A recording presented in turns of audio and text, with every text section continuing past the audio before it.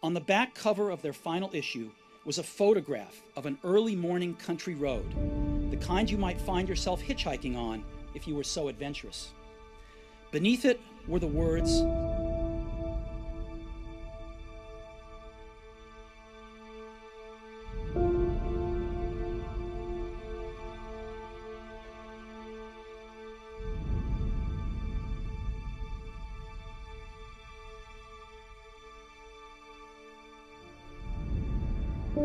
evaluate where you are. Look at it, assess yourself. Assess yourself and assess the situation. What brought you there? What role did you play? you can't connect the dots looking forward. You can only connect them looking backwards.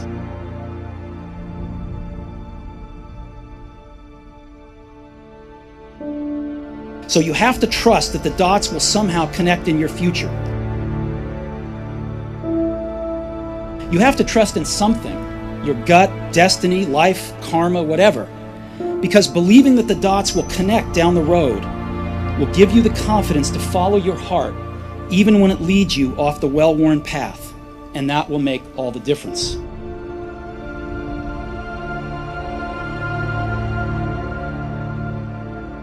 Pretending that we're satisfied where we are, pretending that everything is okay, pretending that we don't have any special goals or ambitions or desires, when really deep down inside we do really want more.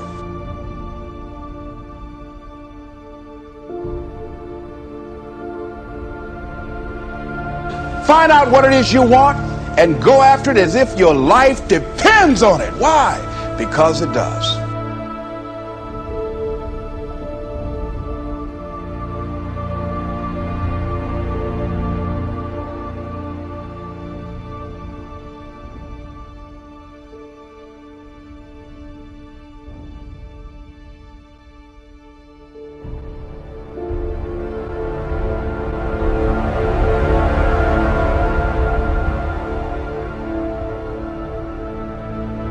It's time for you to look within yourself and decide that I'm in charge of my destiny. I'm in charge here.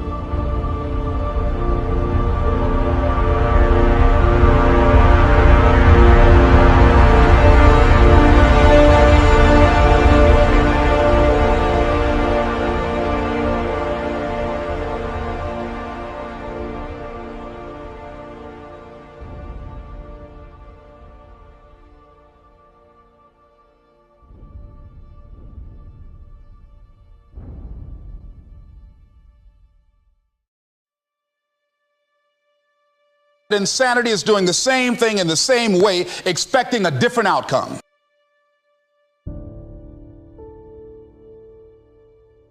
I remember at a period of my life I was going to work and I was working on a job that I hated, and at the same time I was praying that I wouldn't get fired. I was praying that I wasn't laid off. I was miserable. Nobody was holding a gun to my head. But I showed up every day, and I used a flimsy excuse. Well, I got to pay the bills. I've got a car payment I have to pay. I have a family. I have children. I have a car note, and I have a mortgage note I have to pay. I've got to survive. I was showing up for a paycheck.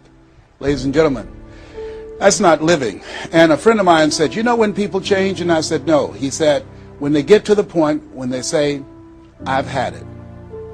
I've had it. I was kind of maniacal. I didn't believe in weekends. Until I was about 30, I didn't believe in vacations at all. Stay up all night.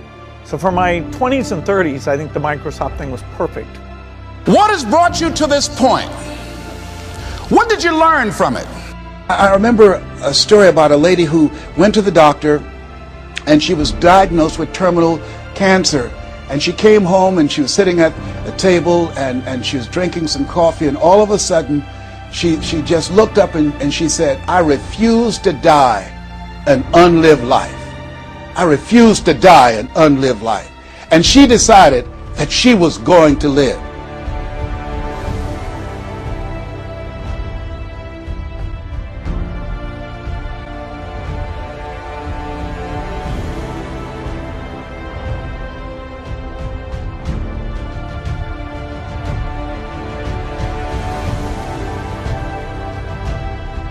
Are you learning anything, or are you doing it over and over and over again?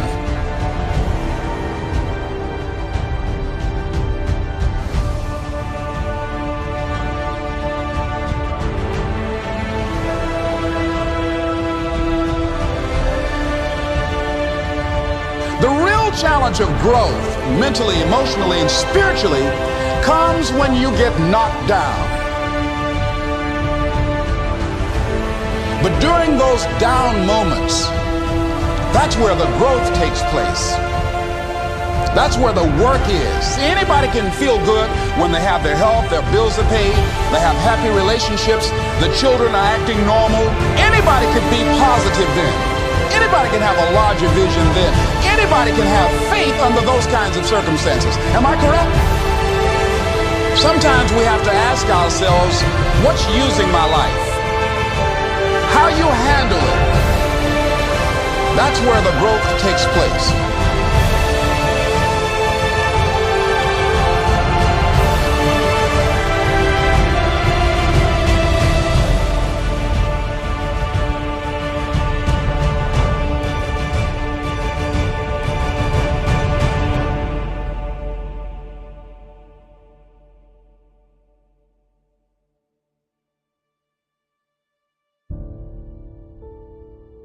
Insanity is doing the same thing in the same way, expecting a different outcome.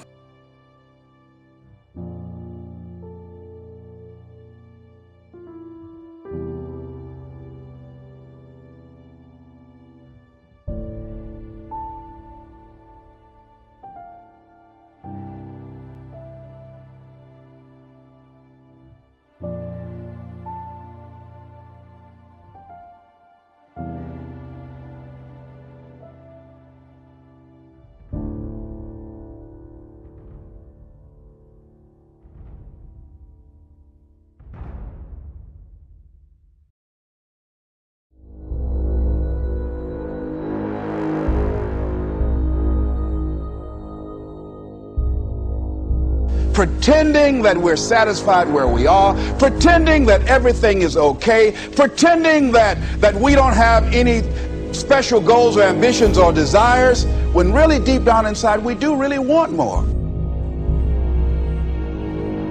People tell you, oh yeah, one day I want to have a restaurant. See, they're pretending they want to go into business for themselves. They're not serious. How can you tell, Les? Watch their actions. Watch what they're doing. The proof is in the pudding.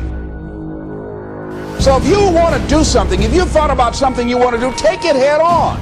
Decide that you're going to start looking at it, start doing research on it, start tackling it, start becoming involved in whatever and wherever it might lead you to begin to explore the possibilities in that particular thing that you're seeking.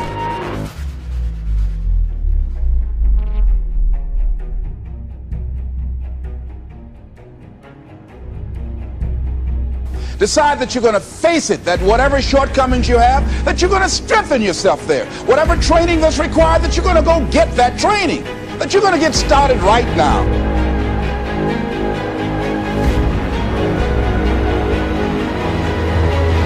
Most people go through life quietly and safely tiptoeing to an early grave. You've got to live what's in you. Life is just too short and unpredictable. See, whatever you decide to do, look at it and find out what is it that I have that I could bring to the table.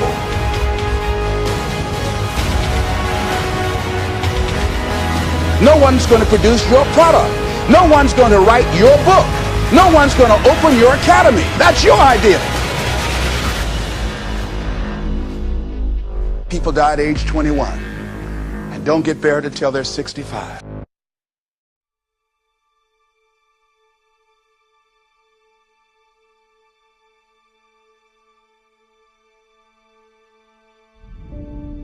If you died today, what ideas, what dreams, what abilities, what talents, what gifts?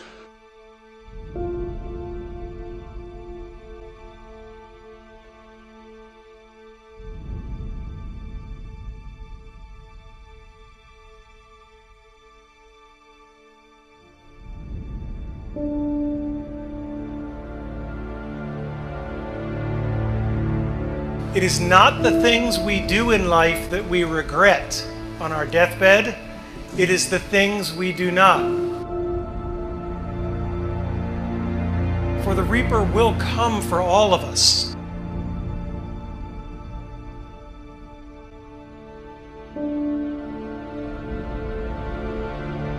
The question is, what do we do between the time we're born and the time he shows up? We don't beat the reaper by living longer. We beat the reaper by living well and living fully.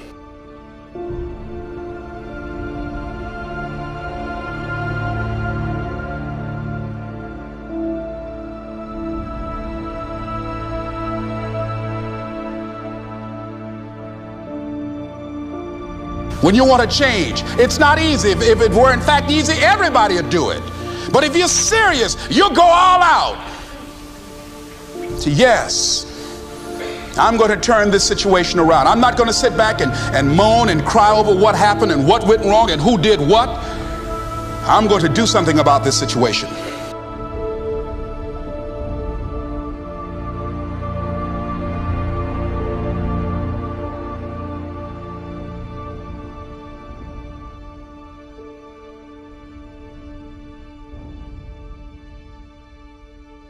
You are ready and able to do beautiful things in this world. And after you walk through those doors today, you will only ever have two choices: love or fear. Choose love, and don't ever let fear turn you against your playful heart.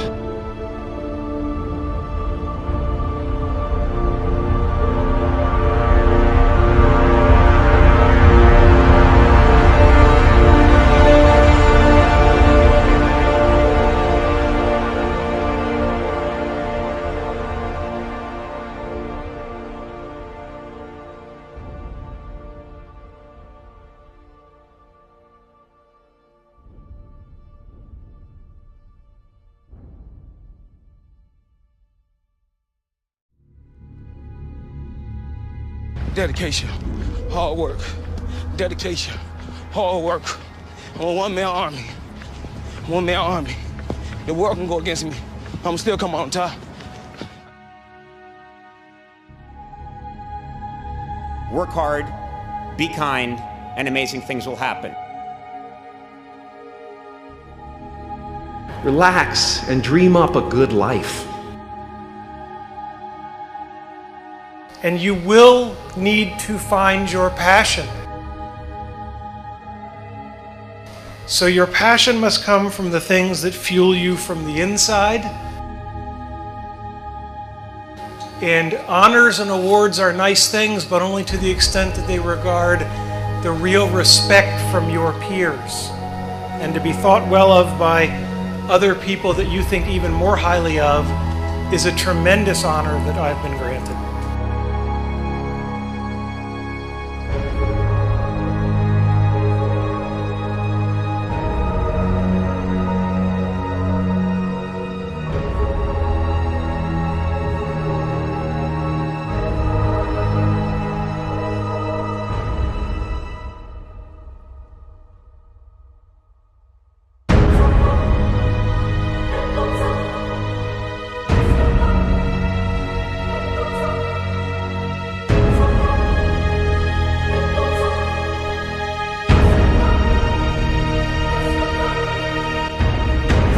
Find your passion, and in my experience, no matter what you do at work, what you do in official settings, that passion will be grounded in people.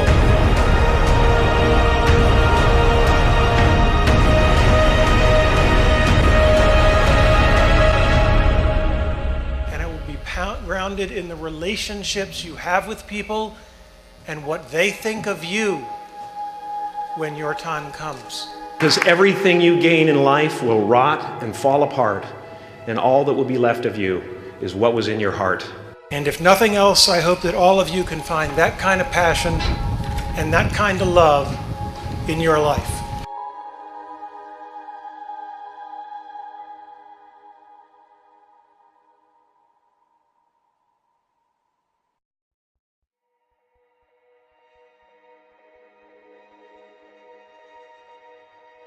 As someone who's done what you're about to go and do, I can tell you from experience, the effect you have on others is the most valuable currency there is.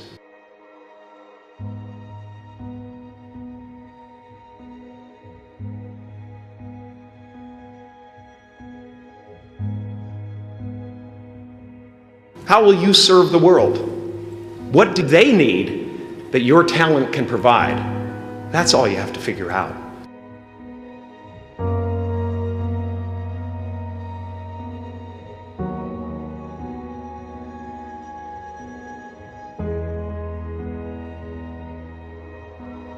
Don't let anything stand in the way of the light that shines through this form. Risk being seen in all of your glory. Because ultimately, we're not the avatars we create. We're not the pictures on the film stock. We are the light that shines through. All else is just smoke and mirrors, distracting, but not truly compelling.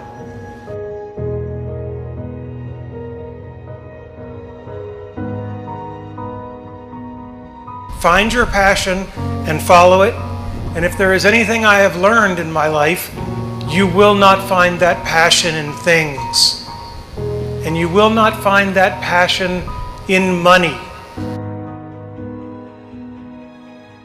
Because the more things and the more money you have, the more you will just look around and use that as the metric, and there will always be someone with more.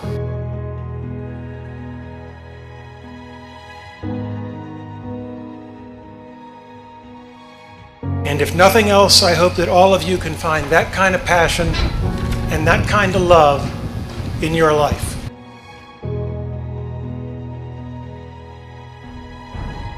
I've often said that I wished people could realize all their dreams and wealth and fame, and so that they could see that it's not where you're going to find your sense of completion.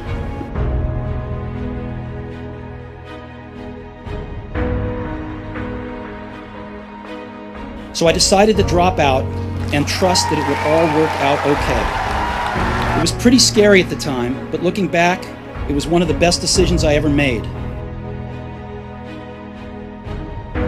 This painting took me thousands of hours to complete.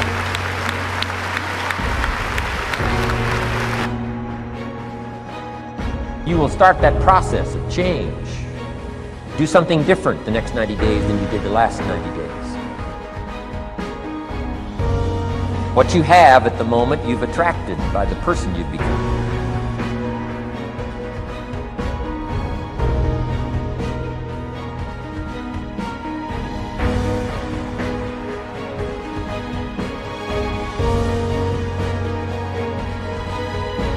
As far as I can tell, it's just about letting the universe know what you want and working toward it while letting go of how it comes to pass.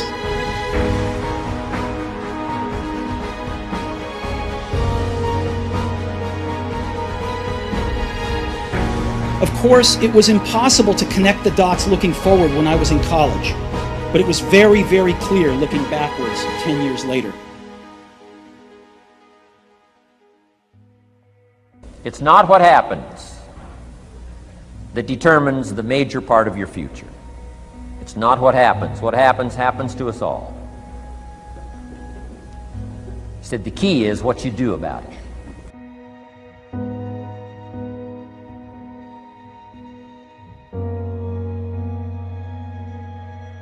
The minute I dropped out, I could stop taking the required classes that didn't interest me and begin dropping in on the ones that looked far more interesting.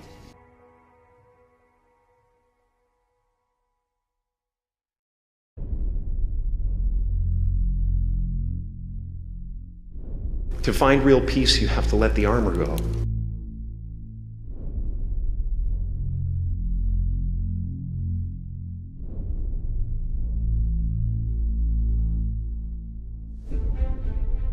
Once that button is functioning in your life, there's no story that the mind could create that will be as compelling.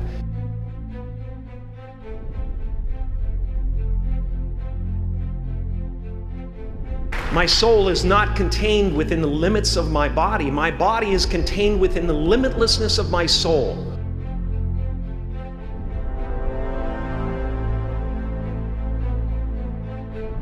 Like many of you, I was concerned about going out into the world and doing something bigger than myself.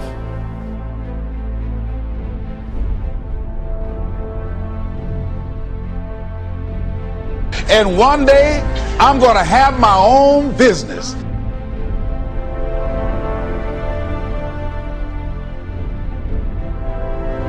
There will always be someone who's doing better than you. No matter what you gain, ego will not let you rest.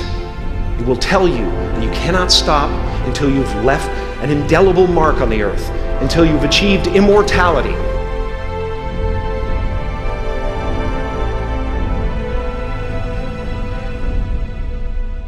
But I'll tell you, once you throw the towel in, you're done.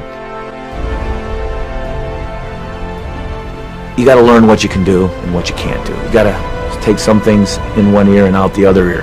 And when you do that, you'll be a lot better off. But all of a sudden, when something does go wrong, or unexpectedly, a tragedy or whatever, you got to apply that in a way that can take you and bring you to a higher level than you've ever been.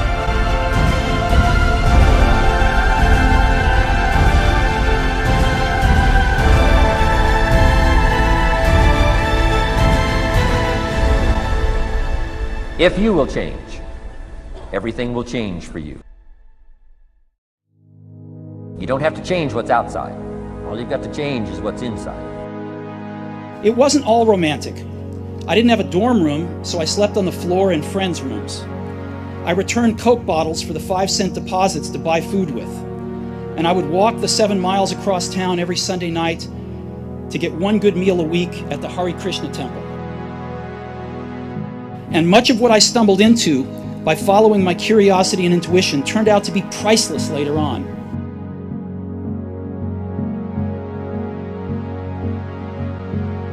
No excuses. No victim mentality. The world owes you nothing.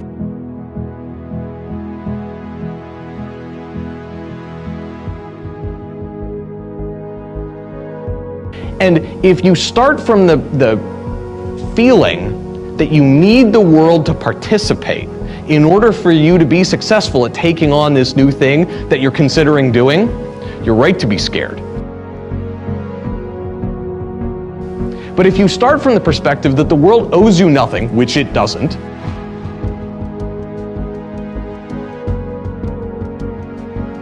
you have nothing to lose. Because really, isn't that for every one of the people you brought onto your team, isn't that how you want them to feel when they report to you? You don't want excuses. That doesn't mean that you can't fail or that they can't ever fail. But right when you're starting, you have nothing to lose.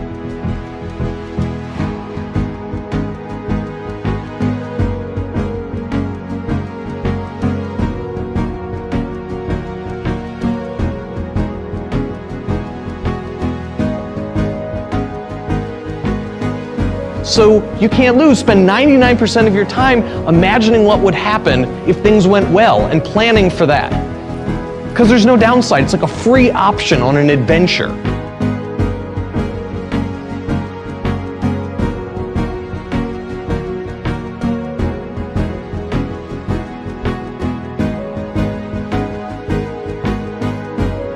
This is hard.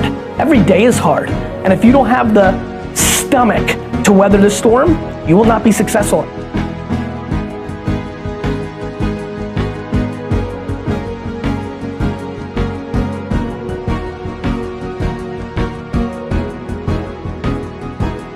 Your work is going to fill a large part of your life, and the only way to be truly satisfied is to do what you believe is great work. And the only way to do great work is to love what you do. If you haven't found it yet, keep looking and don't settle.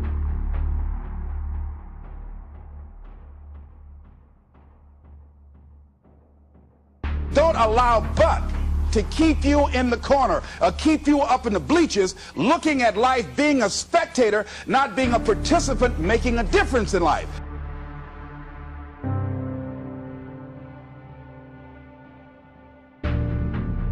You come in every day fired up.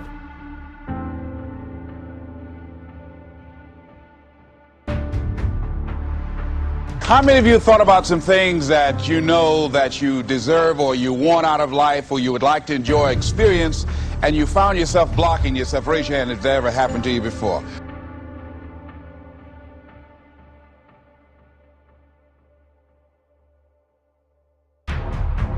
Why aren't you doing what you really want to do? Oh, I can do it, but just kept on coming up.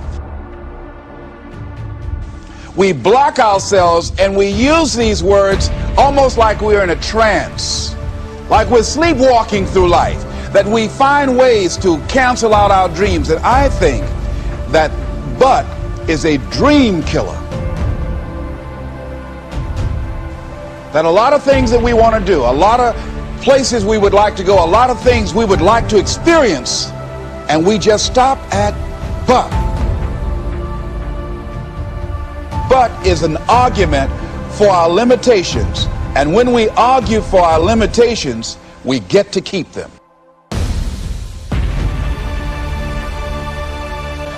See, but will cause you to procrastinate, but will cause you to hide out behind fear, but will cause you to come up with all type of excuses that you can validate your inaction and not acting on your dream. And right now, more than ever, people need to look for ways to live their dream. People need to look for ways to make it on their own.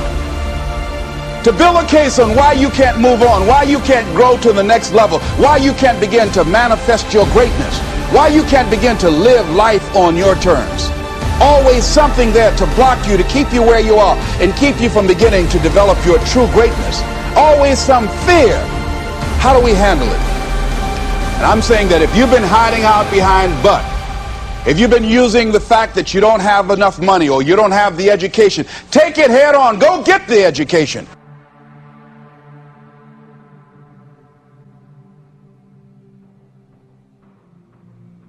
Get your ass kicked, get back up, and you put the gloves back on and you swing away.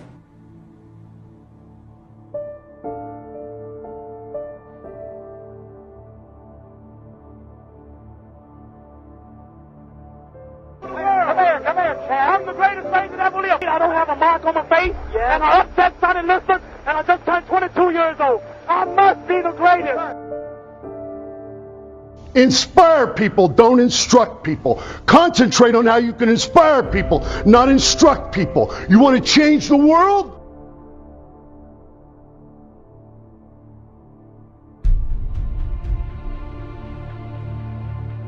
You don't change them through instruction, you change them through inspiration.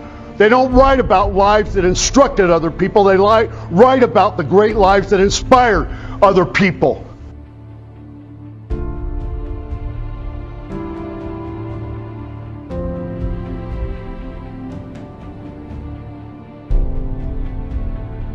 Your life, your choice. Heraclitus said, every 100 soldiers in war, he said 10 of them don't even fucking belong there. 80 of them are just targets.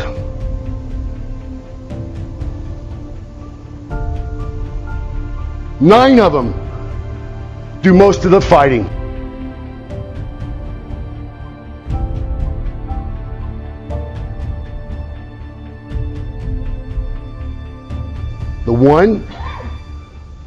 The one, he is a warrior. Be a warrior in your life. Don't be one of the millions, be one in a million.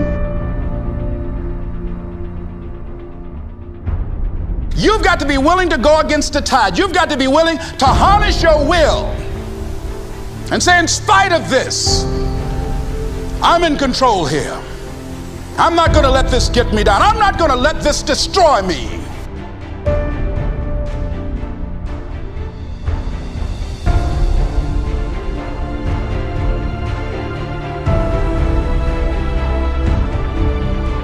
When you want to change, it's not easy. If it were in fact easy, everybody would do it. But if you're serious, you'll go all out.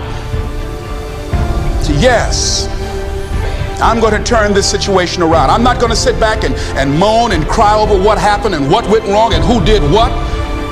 I'm going to do something about this situation.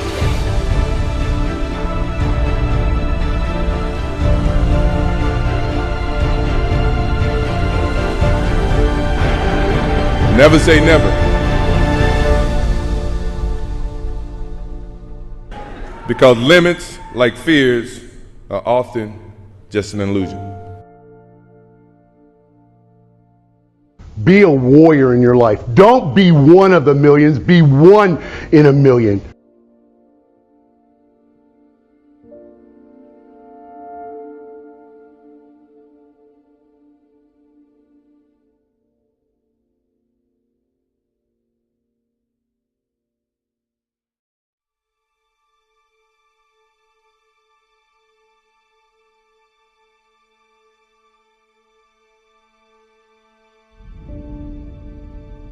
What had been the focus of my entire adult life was gone, and it was devastating.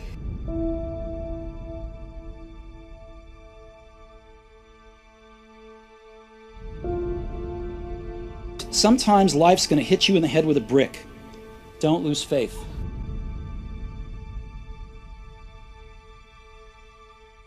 Not religion, but faith. Not hope, but faith. I don't believe in hope.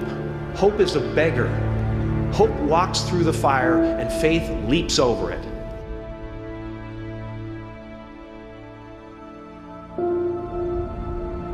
But something slowly began to dawn on me.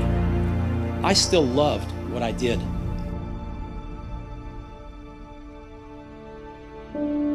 I'd been rejected, but I was still in love. And so I decided to start over.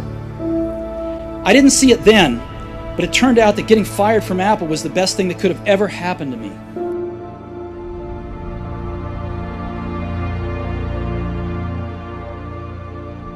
The heaviness of being successful was replaced by the lightness of being a beginner again.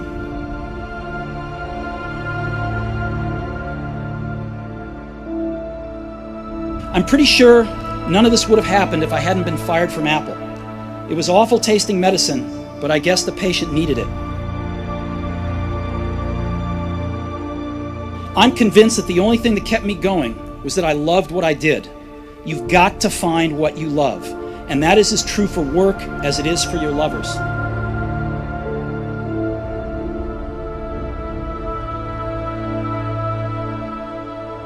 Your work is going to fill a large part of your life, and the only way to be truly satisfied is to do what you believe is great work. And the only way to do great work is to love what you do.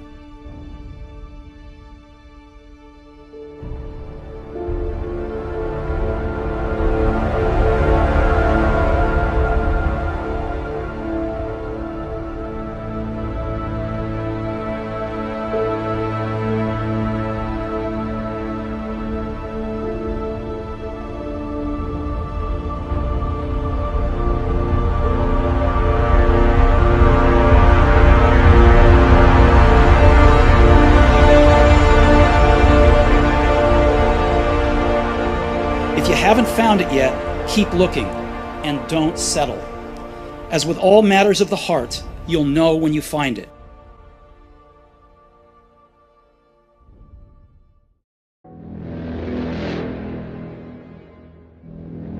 I've never really viewed myself as particularly talented. Where I excel is ridiculous, sickening work ethic. You know, while the other guy's sleeping, I'm working. While the other guy's eating, I'm working.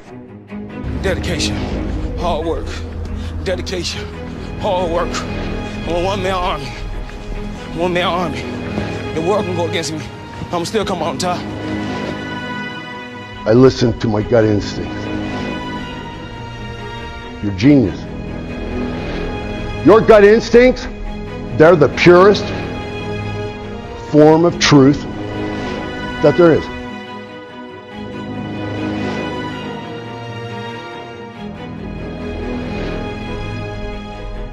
I want you to live the life that you came here to live.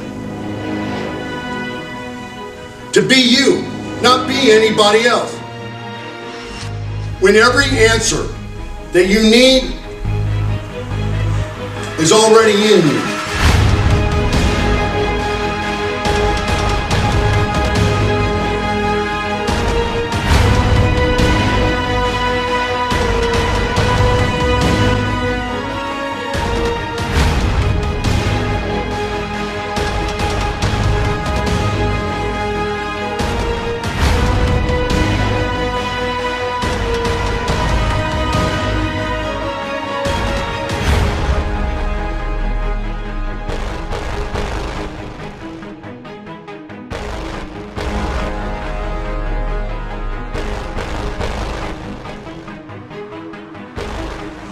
I've never seen any human being.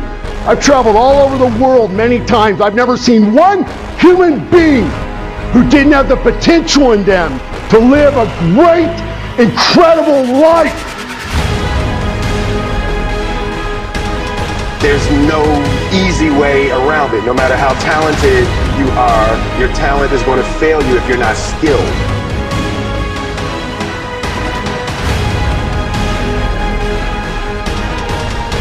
You don't need to ask others for fucking answers. They're there in you, if you will ask yourself.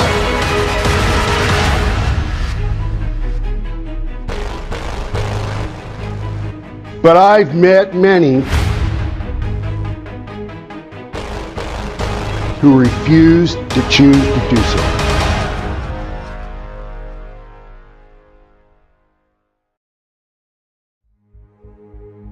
The captain said to the guy, listen, he said, tomorrow morning at 6 o'clock you can face the firing squad, or you can go out this door over here.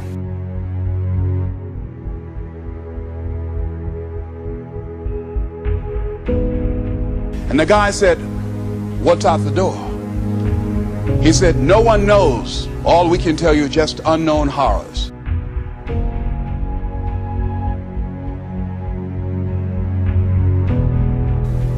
He thought, and the next morning he selected the firing squad.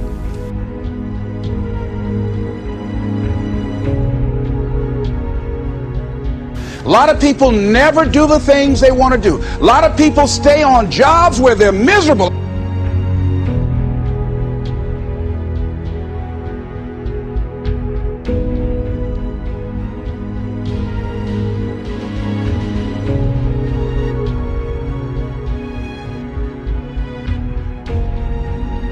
After the shots rang out, the captain's secretary said, what's beyond that door? And he said, freedom. Many of us choose an active living death. Many of us are walking dead. The walking dead. That we're not doing what we want to do. Many of us stay in relationships where we're dying together rather than growing and expanding and living together.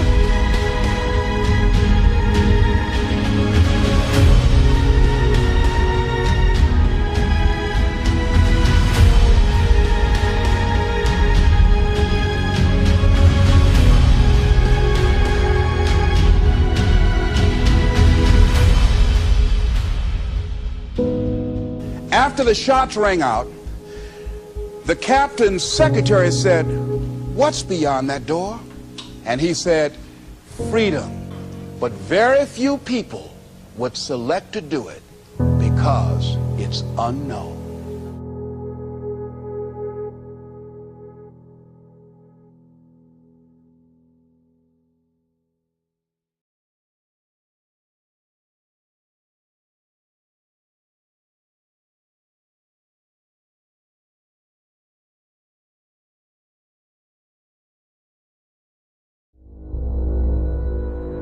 Doing genius stuff, doing something original will never be built up from things that make fucking logical sense.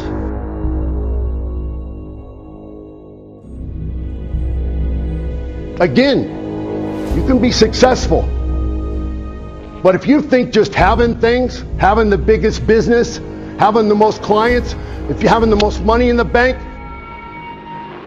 getting a new car every 6 months, having the new threads, if you think that makes you happy, then go fucking check out the entertainment magazines. The wealthiest people in the world are the most fucking miserable. Don't live beyond your means. There's a reason for that. They're not being themselves. They're not being true to who they are. They're not being them. She was a prolific writer. And what got me, what was so sad that made me begin to cry, was that there were poems that she had started that were profound poems, great thoughts, that she didn't complete. Plays that she had started that she didn't complete. See, that poem was given to her. I can't finish that for her, nor can you. That play, whatever the outcome that she had envisioned, that she had imagined, was given to her.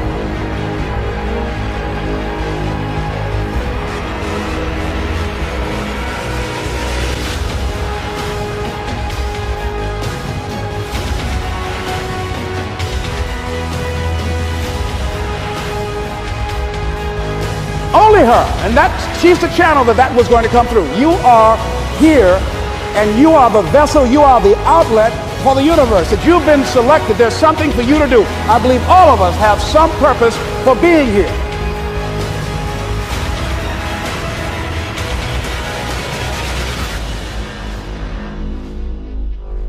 If you don't program yourself, life will program you.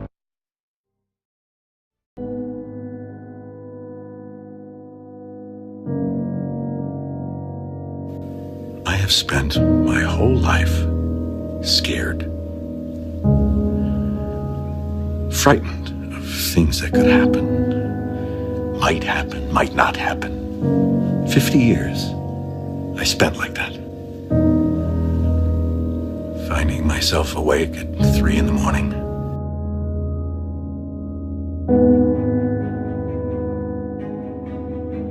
Evaluate where you are. Look at it, assess yourself. Assess yourself and assess the situation. What brought you there? What role did you play?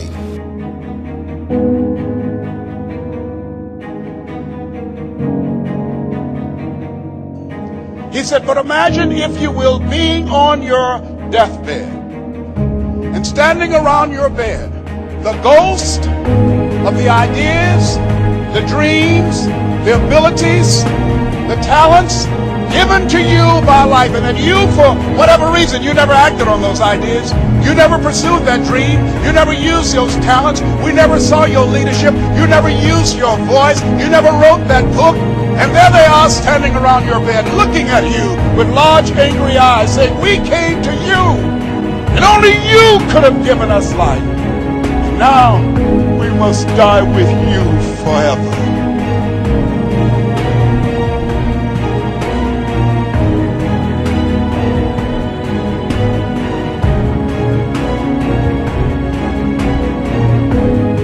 Everyone is frightened of something. Oh, it may be the fear of death, fear of loneliness, fear of not being loved, fear of not becoming famous, successful.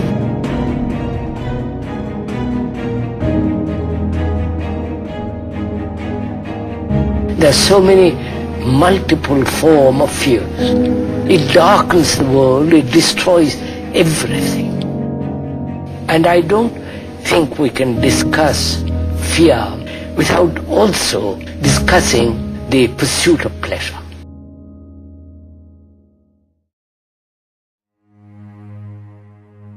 The two are the two sides of the same coin.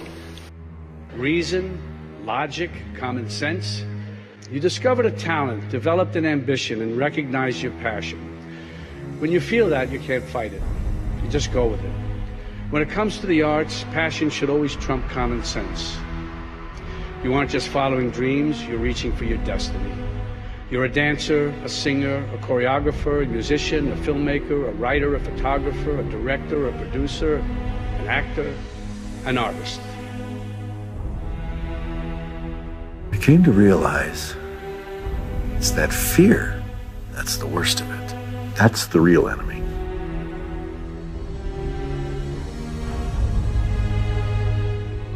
If you want to be successful, here's the thing you have to do.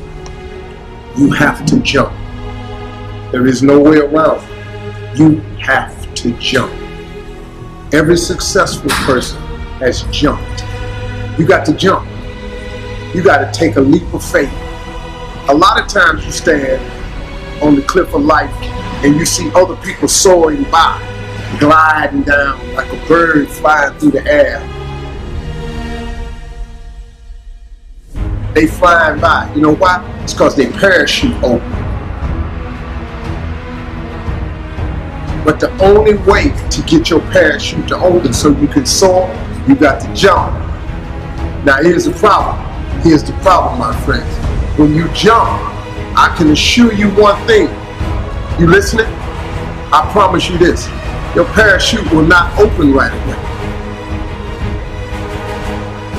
That's the fear bar. I promise you your parachute will not open right away.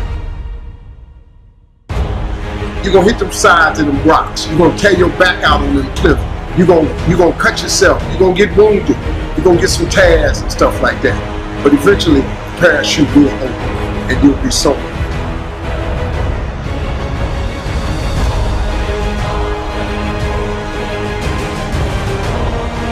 If you do not jump, I promise you one thing, your parachute will never open. We have to love life more. We have to love life more.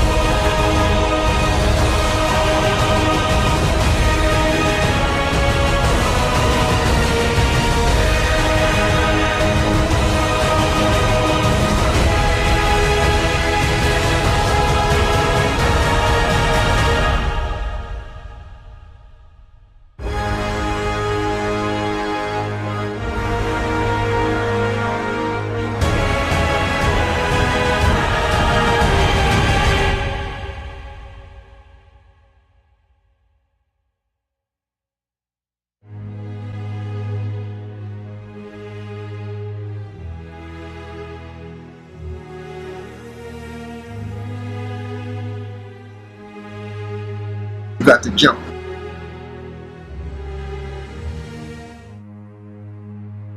Our eyes are not viewers, they're also projectors that are running a second story over the picture that we see in front of us all the time.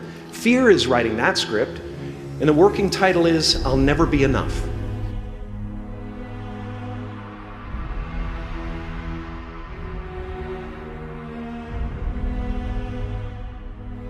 Now that you've made your choice, or rather succumbed to it, your path is clear. Not easy, but clear. You have to keep working. It's that simple.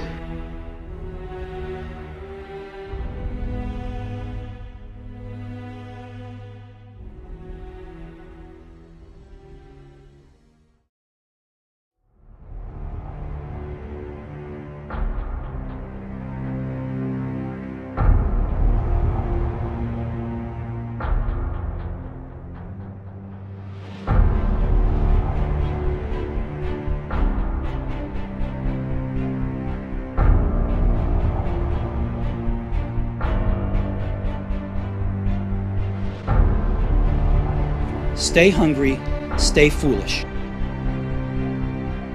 Every morning you wake up, there are two doors. And there are thundering knocks at each one of them. Behind one lies your destiny and living. Behind the other lies death. Living is engaging your life with intensity and passion. Once you get through all the pages and all the rules and all the principles and all the formats and all the plans and all the templates, it comes down to that. Do the fucking work. Start today. I don't care when your life clock started ticking. You can start fucking right now today. By 6/16, you can change your fucking perspective of the world and of your life. My advice? Fucking do it. Dig fucking deep and get it done.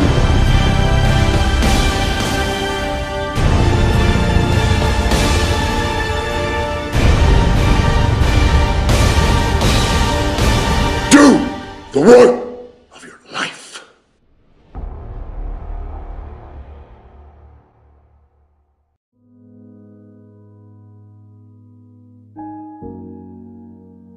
Your time is limited, so don't waste it living someone else's life. Don't be trapped by dogma, which is living with the results of other people's thinking. No matter what anybody tells you, words and ideas can change the world.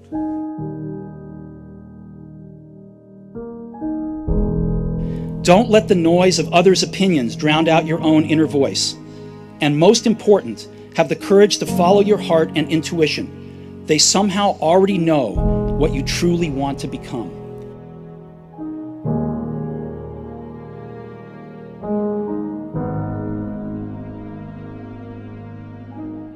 I stand upon my desk to remind myself that we must constantly look at things in a different way.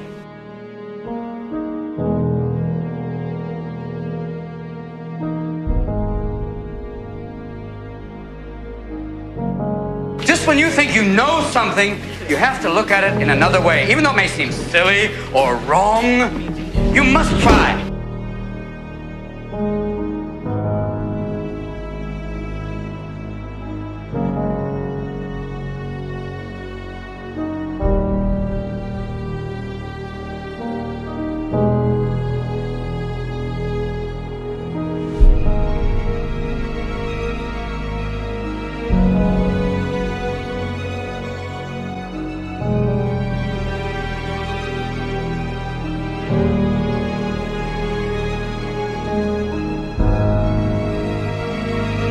Boys, you must strive to find your own voice, because the longer you wait to begin, the less likely you are to find it at all.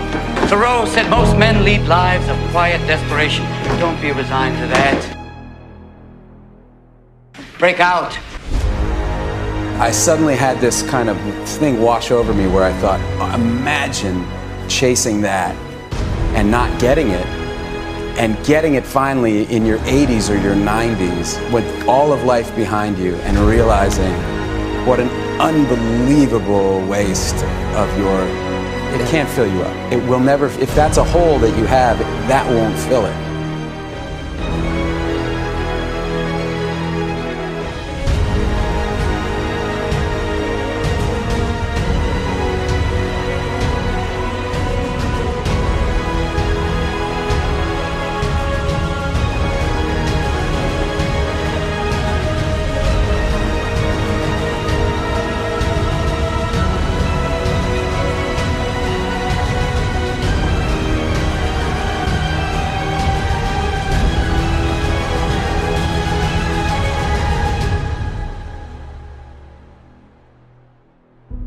I imagined another one of me, you know, an old man, kind of going like, oh my God, where did my life go? What have I done?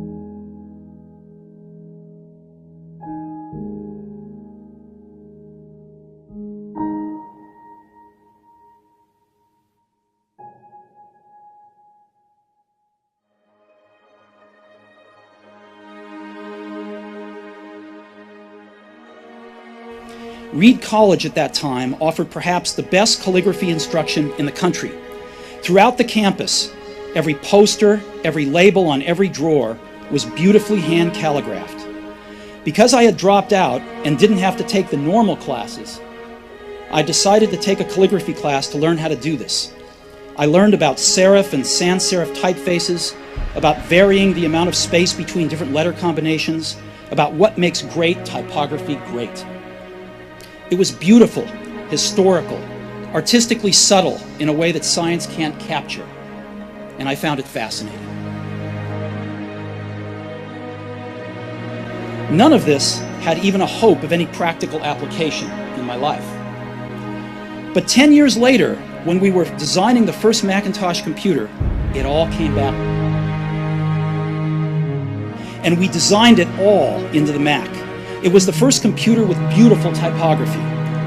If I had never dropped in on that single course in college, the Mac would have never had multiple typefaces or proportionally spaced fonts.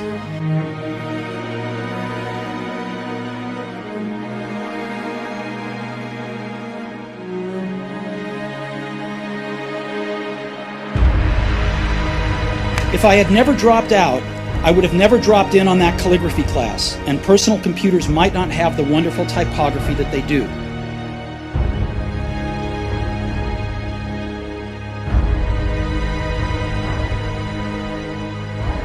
Of course, it was impossible to connect the dots looking forward when I was in college, but it was very, very clear looking backwards 10 years later.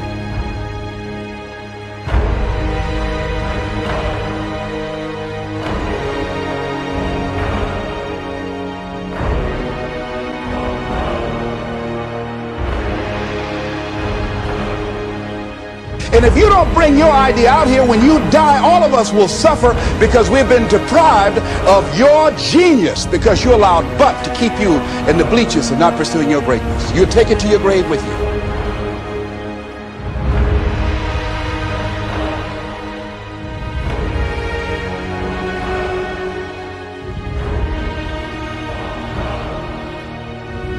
I was lucky.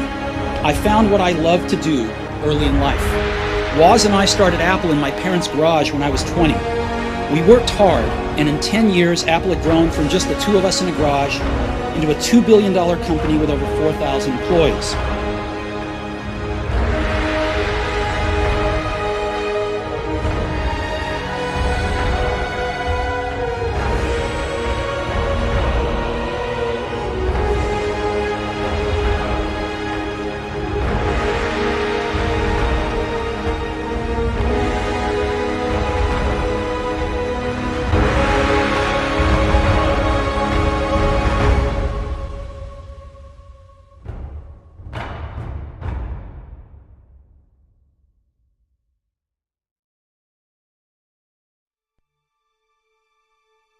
Go confidently in the direction of your dreams and live the life that you've imagined. And if you can't summon up the energy, the excitement, the enthusiasm for something, then your life every day is going to be a drag to wake up to. When you crawl out from underneath the covers every morning and you sit on the edge of the bed, you have a choice before you. Decide whatever you want to do, that you are now going to become actively involved right now, exploring the possibilities for you. That you're going to look at it and do just a little bit of it right now. Decide to do it now. There's no guarantees you're going to show up tomorrow. There are a lot of people who were here yesterday that they're not here today. There are a lot of opportunities that were around yesterday. They're not here today.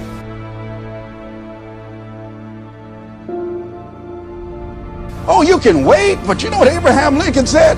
Well, good things might come to those who wait, but only the things that have been left over by those who hustle.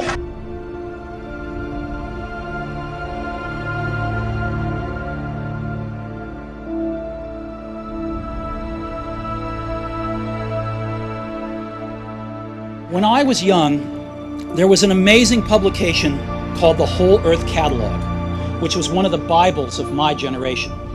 It was created by a fellow named Stuart Brand, not far from here in Menlo Park, and he brought it to life with his poetic touch. This was in the late 60s, before personal computers and desktop publishing, so it was all made with typewriters, scissors, and Polaroid cameras. It was sort of like Google in paperback form 35 years before Google came along. It was idealistic, overflowing with neat tools and great notions. Stuart and his team put out several issues of the Whole Earth Catalog, and then, when it had run its course, they put out a final issue. It was the mid-1970s, and I was your age.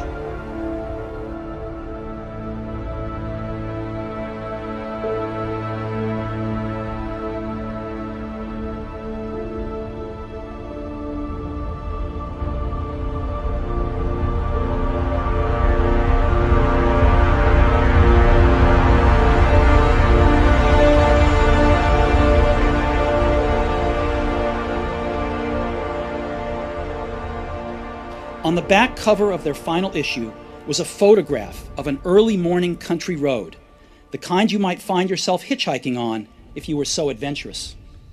Beneath it were the words, "Stay hungry, stay foolish." It was their farewell message as they signed off. Stay hungry, stay foolish.